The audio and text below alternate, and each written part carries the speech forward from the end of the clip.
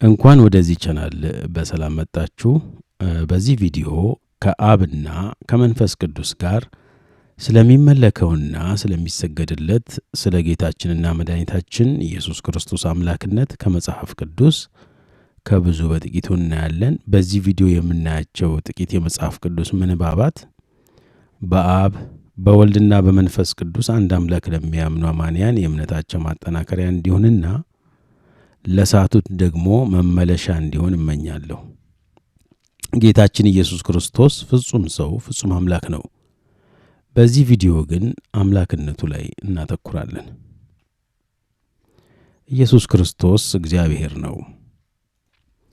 ማቴዎስ ወንጌል ምዕራፍ 1 ቁጥር 23 እነሆ ድንግል ትጸንሳለች፣ ልጅም ትወልዳለች፣ ስሙንም አማኑኤል ይሉታል የተባለው ይፈጸም ዘንድ ይህ ሁሉ ሆኗል። ትርጓሜውም እግዚአብሔር ከኛ ጋር የሚል ነው። እንግዲህ የተወለደው ልጅ ስሙ እግዚአብሔር ከኛ ጋር ነው የሚል ነው። አማኑኤል ማለት እግዚአብሔር ከኛ ጋር ነው ማለት ነው። ስለዚህ እግዚአብሔር በሰው መካከል መኖሩን የሚያመለክት ቃል ነው። በትንቢተ ኢሳይያስ 7:14 የተጻፈው በማቴዎስ ላይ ሲገለጽ ትንቢቱ መፈጸሙን የሚያሳይ ነው። ስለዚህ እግዚአብሔር በመካከላችን አደረ፣ በመካከላችን ኖረ የሚለውን የሚያሳይ ነው። ስለዚህ ጌታችን ኢየሱስ ክርስቶስ እግዚአብሔር ነው። እግዚአብሔር በሰው መካከል መኖሩን የሚያሳይ ነው ማለት ነው። ኢየሱስ ክርስቶስ ይሰገድለታል፣ ይመለካል። ማቴዎስ ወንጌል ምዕራፍ 2 ቁጥር 1 እስከ 2 ኢየሱስም በይሁዳ ቤተልሔም በንጉሡ በሄሮድስ ዘመን በተወለደ ጊዜ እነሆ ሰብአ ሰገል የተወለደው የአይሁድ ንጉሥ ወዴት ነው? ኮከቡን በምሥራቅ አይተን ልንሰግድለት መጥተናልና እያሉ ከምሥራቅ ወደ ኢየሩሳሌም መጡ። ወደ ቤትም ገብተው ሕፃኑን ከእናቱ ከማርያም ጋር አዩት። ወድቀውም ሰገዱለት። ሳጥኖቻቸውንም ከፍተው እጅ መንሻ ወርቅና ዕጣን ከርቤም አቀረቡለት። ለዚህ ንጉሥ ሰገዱለት። በእንግሊዝኛው ወርሺፕ የሚለውን ቃል ይጠቀማል። ይህም ማለት ማምለክ ማለት ነው። ስለዚህ መጽሐፍ ቅዱስ ለኢየሱስ ክርስቶስ የተደረገለትን ስግደት ሲቃወም አናይም።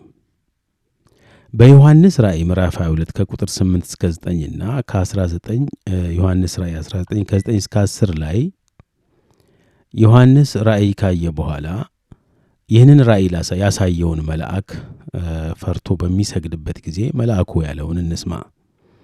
ይህንንም ያየሁትና የሰማሁት እኔ ዮሐንስ ነኝ። በሰማሁትና ባየሁትም ጊዜ ይህን ባሳየኝ መልአኩ እግር ፊት እሰግድ ዘንድ ተደፋው።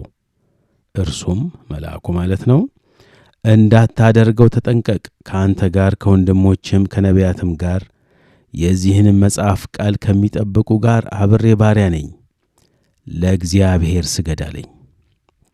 ስግደት ለማን ነው? ለእግዚአብሔር ነው።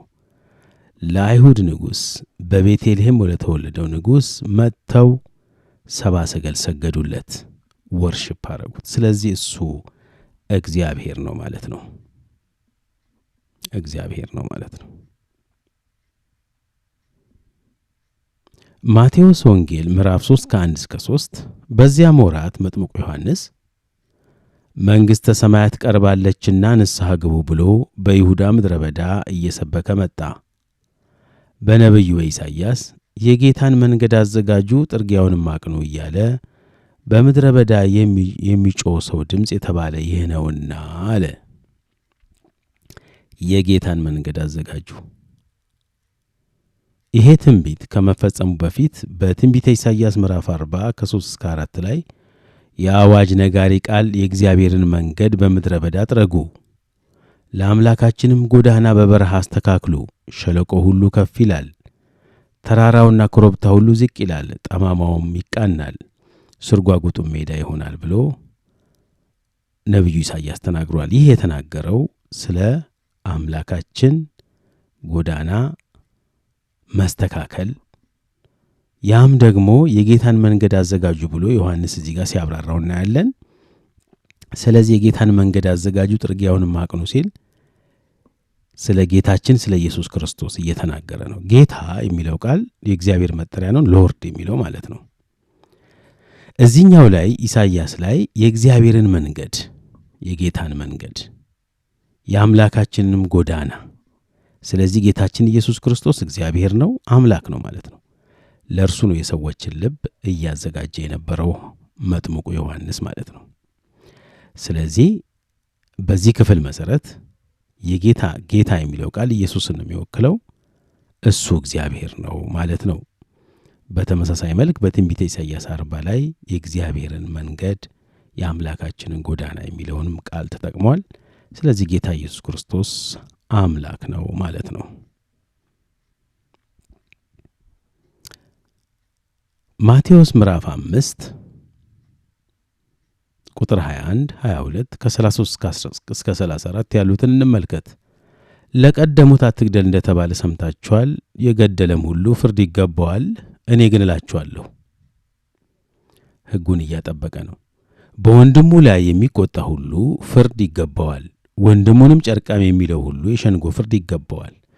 ደንቆሮ የሚለውም ሁሉ የገሃነም እሳት ፍርድ ይገባዋል። ለቀደሙት በውሸት አትማል፣ ነገር ግን መሐላዎችን ለጌታ ስጥ እንደተባለ ሰምታችኋል። እኔ ግን እላችኋለሁ ከቶ አትማሉ፣ በሰማይ አይሆንም፣ የእግዚአብሔር ዙፋን ነውና። እዚህ ላይ እኔ ግን እላችኋለሁ የሚለው ቃል ስልጣናዊ ቃል ነው። እኔ ግን እላችኋለሁ ነው። መልእክተኛ ብቻ ቢሆን ከፈጣሪ ከእግዚአብሔር ተቀብዬ ይህንን መልእክት ወደ እናንተ አምጥቻለሁ፣ አዲስ ትእዛዝ አምጥቻለሁ፣ ወይም ደግሞ እንደዚህ ሕጉን አጠብቃለሁ ይል ነበር። ግን አላለም። እኔ ግን እላችኋለሁ ነው ያለው። ይሄ ስልጣን ያለው መሆኑን ወይም ተራ መልእክተኛ ብቻ እንዳልሆነ የሚያሳይ ነው ማለት ነው። እኔ ግን እላችኋለሁ ብሎ የሙሴን ሕግ እያጠበቀ እንደሆነ እንረዳለን። ይህንም ማድረግ የሚችለው እግዚአብሔር ብቻ ነው። ምክንያቱም አዲስ ትእዛዝ ብሎም ደግሞ ሕጉን ማጥበቅ የሚችል እግዚአብሔር ብቻ ነው። እኔ ግን እላችኋለሁ ብሎ ነው የሚናገረው። ስለዚህ እሱ እግዚአብሔር ነው ማለት ነው።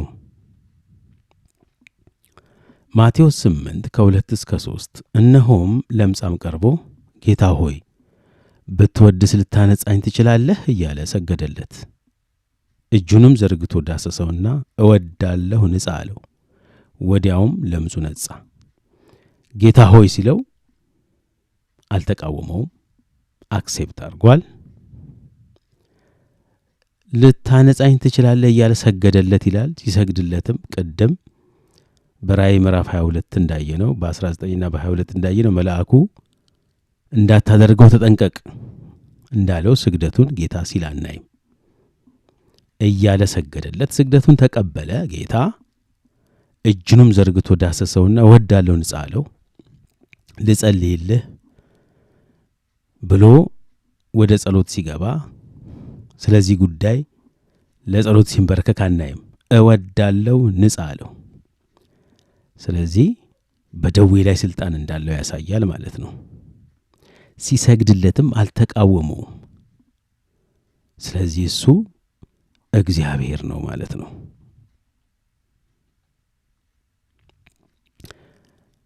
ማቴዎስ 8 ከ23 እስከ 27 ወደ ታንኳም ሲገባ ደቀ መዛሙርቱ ተከተሉት። እነሆም ማዕበሉ ታንኳይቱን እስኪደፍናት ድረስ በባህር ታላቅ መናወጥ ሆነ፣ እርሱ ግን ተኝቶ ነበር። ደቀ መዛሙርቱም ቀርበው ጌታ ሆይ አድነን፣ ጠፋን እያሉ አስነሱት። እርሱም እናንተ እምነት የጎደላችሁ ስለምን ትፈራላችሁ አላቸው። ከዚያ በኋላ ተነስቶ ነፋሱና ባህሩን ገሰጸ፣ ታላቅ ጸጥታም ሆነ። ሰዎቹም ደቀ መዛሙርቱ ነፋሳትና ባህርስ እንኳ የሚታዘዙለት ይህ እንዴት ያለ ሰው ነው እያሉ ተደነቁ። በአይሁድ ባህል ተፈጥሮን የሚቆጣጠረው እግዚአብሔር ብቻ ነው። ይህም ተአምር ኢየሱስን መለኮት መሆኑን የሚያሳይ ነው ማለት ነው። አንደኛ እነሱ ጌታ ሆይ አድነን ሲል እኔ ላድናችሁ አልችልም እንጸልይ ወደ ፈጣሪ አላለም። ጌታ ሆይ አድነን ሲሉት ተራ ነቢይ ወይም ደግሞ መልእክተኛ ብቻ ከሆነ ጌታ ሆይ አድነን ሲባል እኔ ላድናችሁ አልችልም፣ እኔ ተፈጥሮን ማዘዝ እችላለሁን? ወደ እግዚአብሔር እንጩህ እንጸልይ አላለም ይል ነበር። እሱ ግን አድነን ሲሉት እናንተ እምነት የጎደላችሁ ብሎ ነፋሱና ባህሩ እንዲጠፋ ተንበርክከን እንጸልይ አላለም። ገሰጸው ይላል። ታላቅ ጸጥታም ሆነ። ስለዚህ ተፈጥሮን መቆጣጠር የሚችል እግዚአብሔር ብቻ ነው። ኢየሱስ ክርስቶስ ፈጣሪ ነው። ኢየሱስ ክርስቶስ እግዚአብሔር ነው። ኃጢአትን ይቅር ማለት ይችላል። ሁሉንም ያውቃል። ማቴዎስ 9:2-7 እነሆም በአልጋ የተኛ ሽባ ወደ እርሱ አመጡ። ኢየሱስም እምነታቸውን አይቶ ሽባውን አንተ ልጅ አይዞ ኃጢአትህ ተሰረየችልህ አለው። እነሆም ከጻፎቹ አንዳንዱ በልባቸው ማለት ነው ይህስ ይሳደባል አሉ። ኢየሱስም ሐሳባቸውን አውቆ እንዲህ አለ፣ ስለምን በልባችሁ ክፉ ታስባላችሁ? ኃጢአት ተሰረየችልህ ከማለት ወይስ ተነሳና ሂድ ከማለት ማናቸው ይቀላል? ነገር ግን በምድር ላይ ኃጢአትን ያስተሰርይ ዘንድ ለሰው ልጅ ስልጣን እንዳለው እንድታውቁ በዚያን ጊዜ ሽባውን ተነሳ፣ አልጋን ተሸከምና ወደ ቤት ሄድ አለው። ተነስቶም ወደ ቤቱ ሄደ። ይህ መለኮታዊ ስልጣን ቀጥተኛ የይገባኛል ጥያቄ ነው። ለዛ ነው በልባቸው ከአንዱ ከእግዚአብሔር በቀር ይሳደባል ያሉት። እንዴት እንደ እግዚአብሔር ይናገራል የሚለውን ቃል ኃጢአት ተሰረየችልህ የሚለውን፣ ምክንያቱም በአይሁድ እምነት ኃጢአትን ይቅር ማለት የሚችል እግዚአብሔር ብቻ ነው። ጌታ ግን የውስጣቸውን ሐሳብ አውቆ ነው ይህን የተናገረው። አንደኛ የውስጥ ሐሳብን ያውቃል ጌታ። ሰዎች የሚያስቡትን ሁሉን ያውቃል። ሁለተኛ ኃጢአትን መሰረይ ይችላል። ለሰው ልጅ የሚለው ስለ ራሱ ነው የሚያወራው። ስልጣን አለው። ኃጢአትን መሰረይ የሚችል ነቢይ ብቻ ለሆነ ሰው ኃጢአትን መሰረይ አይችልም። ሰዎች ኃጢአታቸው ይቅር እንዲባልላቸው ሊማልድ ይችላል። ቀጥታ ግን ኃጢአት ተሰረየችልህ ማለት የሚችል እሱ እግዚአብሔር ብቻ ነው። ስለዚህ ጌታ ኢየሱስ እግዚአብሔር ነው። ማቴዎስ 11:12 ደቀ መዛሙርቱን ወደ እርሱ ጠርቶ እንዲያወጧቸው እርኩሳን መናፍስት ላይ ደዌን ሕማምን ሁሉ እንዲፈውሱ ስልጣን ሰጣቸው። ይሄ በአጋንንት ላይ አጋንንት ማውጣት የሚችል እግዚአብሔር ብቻ ነው። በአጋንንት ላይ በደዌ ላይ ሰዎች እንዲፈውሱ ስልጣን ሲሰጥ እናያለን ጌታ። ሄዳችሁ እንዲያወጡ እርኩሳን መናፍስትን አውጡ። ስለዚህ ይሄ በአጋንንት በበሽታ ላይ ስልጣን ይሰጣል። ይህን ማድረግ የሚችል እግዚአብሔር ብቻ ነው። ስለዚህ ክርስቶስ እግዚአብሔር ነው። ማቴዎስ 10:37-38 ከኔ ይልቅ አባቱን ወይም እናቱን የሚወድ ለኔ ሊሆን አይገባውም። ከኔ ይልቅ ወንድ ልጁን ወይም ሴት ልጁን የሚወድ ለኔ ሊሆን አይገባውም።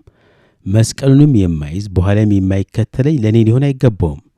ነፍሱን የሚያገኝ ያጠፋታል፣ ነፍሱን ስለኔ የሚያጠፋ ያገኛታል። ስለዚህ ጌታ ኢየሱስ ክርስቶስ ምን ክሌም እያደረገ ነው? ከሁሉ አብልጠህ እኔ ልትወደኝ ይገባል እያለ ነው።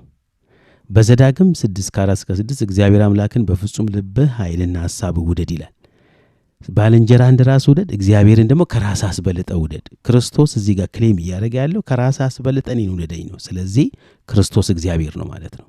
ምክንያቱም እየጠየቀ ያለው እኔን መከተል ከራስህ አስበልጠህ ከቤተሰቦች ከልጆች አብልጠህ ልትወደኝ ይገባል ሲል እሱ እግዚአብሔር ነው። እግዚአብሔርን ከራስህ አስበልጠን ባልንጀራችንን ግን እንደ ራሳችን። ስለዚህ ኢየሱስ ክርስቶስ አምላክ ነው ማለት ነው።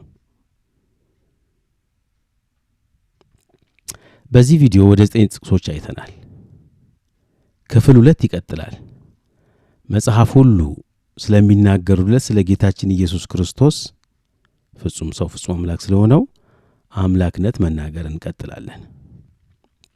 ይሄ መልእክት በስተት ላሉት የኢየሱስ ክርስቶስን አምላክነት ላልተቀበሉት እንዲደርስ ሼር እና ሰብስክራይብ እንድታደርጉ እጠይቃለሁ። መልካም ጊዜ